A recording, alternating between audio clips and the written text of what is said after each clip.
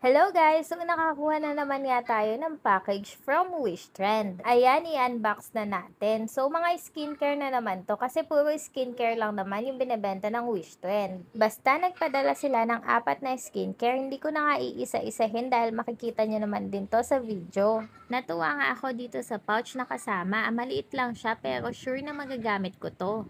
Pagpasensyahan nyo na nga din kung nadidinig nyo yung anak ko sa background kasi naman naglalaro sila ng kuya niya. Fast forward na nga natin, andito kami kila nanay at kukunin namin yung sasakyan. Hapon na nga kami nakasimba at dahil may ginawa pa kami sa bahay, sa sobrang init nga ay naisipan namin na magsasakyan. Eto nga yung mga junakis ko na masaya pag nakasakay sila dito. So, hello guys! Kahapon birthday ni Yanchi. Dapat hindi kami maghahanda talaga. Dapat walang handa. Ang prepare ko lang talaga is yung picture-picture, yung balloons kasi para ma-appreciate nung bata. Ang bala ko lang is cake, balloons, okay na yon. Kaya lang, ayun, may mga dumating kaming bisita. Tapos yung mga bisita, may dala ding handa. Tapos binigyan din kami ng panghanda nila tatay. So, naganda na din kami. Ang balak lang talaga namin sa birthday ni Yanchi is mamigay ng food sa bata. Pero simpleng food lang. Ayun, juice lang and tinapay, ganon. So, dahil nga hindi namin nagawa kahapon, ngayon namin gagawin. Baby, sit down ka! Anong ginagawa mo dyan? Ayan. Kasama ko. Meron kaming toys! Wee! Gift ni Anchi. Bakit na kay kuya? Baby, sit lang. Share lang kami! Sit lang, kuya. Mami, share lang kami. Okay. Ito yung binili namin. Lalagay ko dito. Ito yung mga loot bag ni Jace dati nung birthday niya.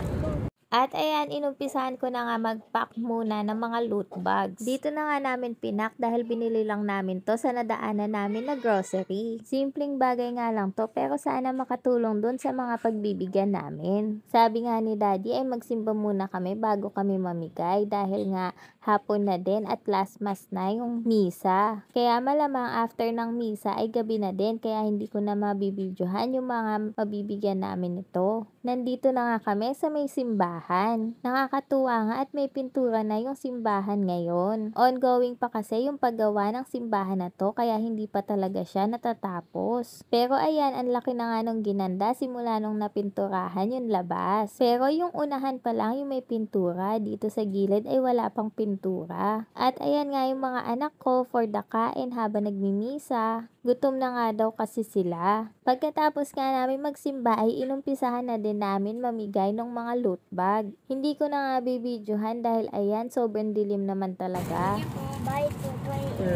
Bye po. Kinabukasan nga ay nagluto naman ako nitong ginasang pechay. Ang sarap kasi nung kinain namin ginisang pechay kila nanay kaya ginaya ko. Ayan, naggisa lang ako ng bawang, sibuyas, kamatis at baboy. Tapos ayan naman yung pechay. Yung pechay naman ay binanlian ko na mainit na tubig pagkatapos nga ay piniga ko. Yun kasi ang sabi ni nanay para hindi maging mapait yung lulutuin ko. First time ko kasi magluto nito at dahil wala namang kumakain sa amin nito. Ako at yung asawa ko lang naman yung kakain nito kaya ayan, konti lang din yung niluto ko. Ayan, luto na nga ang aking ginisang pechay. Tapos si mama naman ay nagluto nitong merienda, banana Q. Paanong hindi tataba? Ang sasarap ng mga pagkain. Hindi ko din naman mapigilan kumain pag ganito yung mga pagkain. Lalo na nga pagluto namin kasi natitimpla namin kung ano yung gusto ng panlasa namin. At dahil nga ngayon ko pala ma-upload tong video na to, pasensya na po. Ayan nga pala yun ng kaganapan ng Teacher's Day. Bumili lang kami ng gift para kay teacher at nagpalobo nga ng balloons para naman ma-surprise namin si teacher. Shout out nga sa mga kamami ko sa school. Sabi nga nila ay videohan ko yung moment na to kaya ayan, for the vlog na din ako. Pagkatok nga namin ay iba ang lumabas. Eto talagang si Queen, oo. Ayan na nga yung teacher nila Jace. O diba ang ganda? Maraming salamat po sa pagtuturo at pagtsatsaga para sa aming mga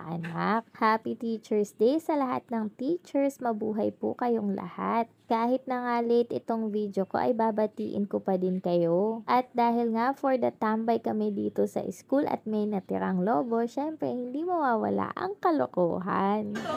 Yeah, putokin.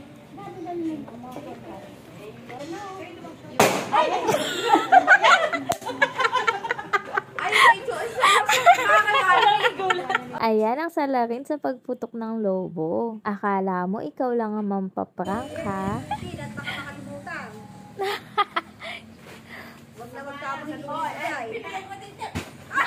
Ay! Pusit.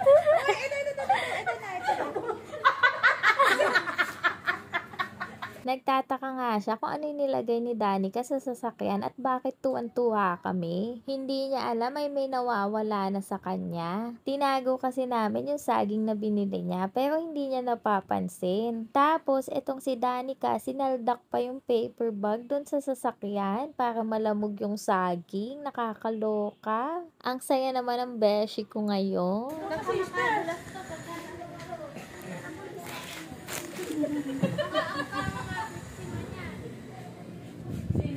Paano pa yung senior? Oo. Sa palabas. Nakakayo?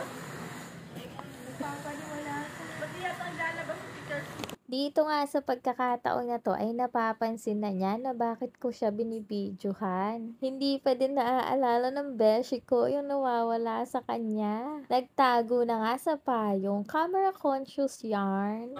Gikas mo na lang sa akin, 90. Ha? Pili ka siya. Yung saging? Dala niya. Danica! Sabi mo, Gcash. Sabi mo kasi. Sabi mo kasi, Gcash. Gumanti sa buhok. Gumanti sa buhok. Niloko mo kasi. Nasa bunutan mo. Ito na yung saging mo. Wala ka tuloy sa aging. Ito na person doon. Tagal-tagal intay. Pagkaabang-abang sa saging.